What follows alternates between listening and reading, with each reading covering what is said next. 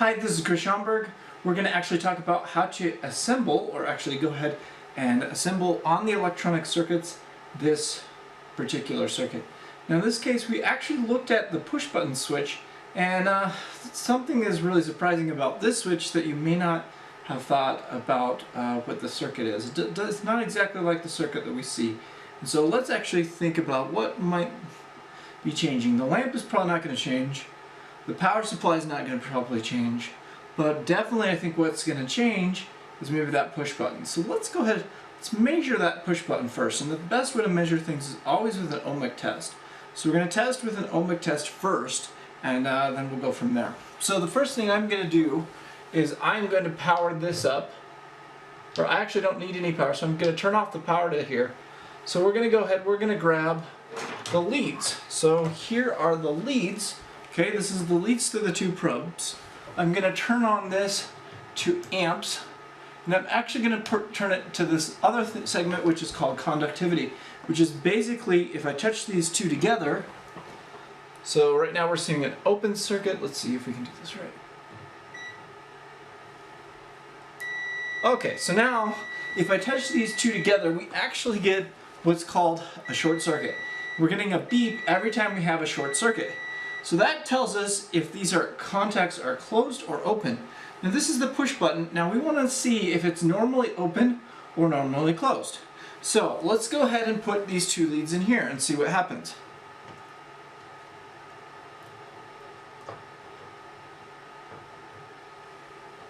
Okay, so if we press these two together, we see it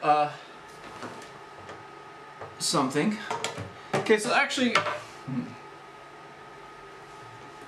let's go one step further, because I don't necessarily trust the leads because I'm basically having to dodge and press them.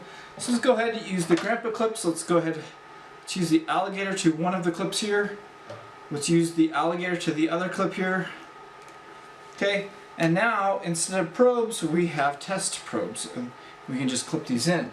So if I go ahead and I clip this one in here and hit this one in here, and right now it is normally open, so that's actually what we think it should be. If we press it, it is now normally closed. So we know that this is only short circuiting when I actually press this.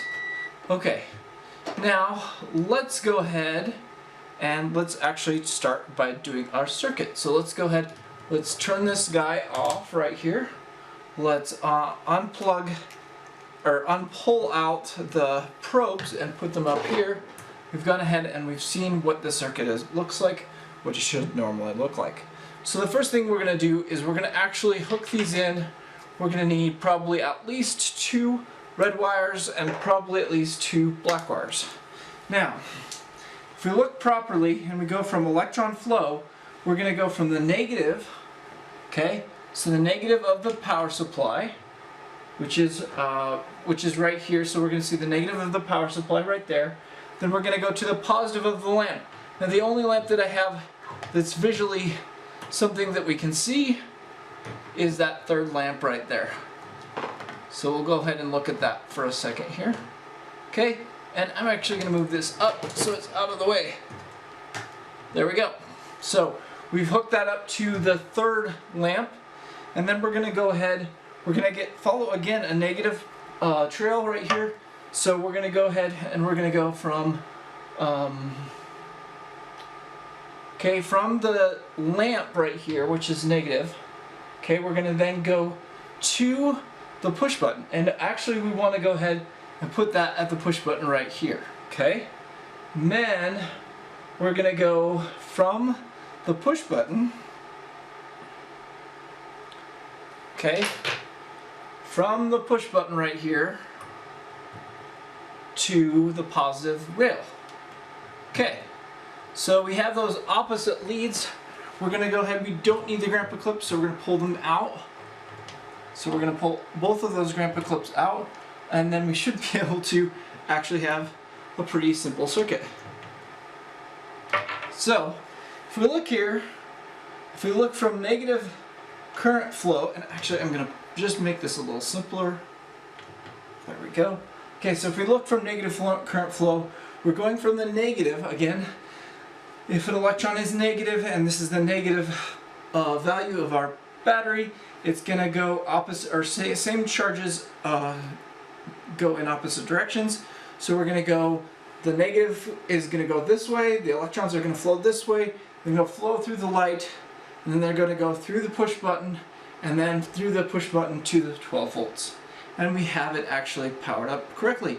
Now it looks like a circular loop. It should look like a circular loop because we have an electron loop. That's what we want. It's called a circuit because it is actually a circular loop, okay?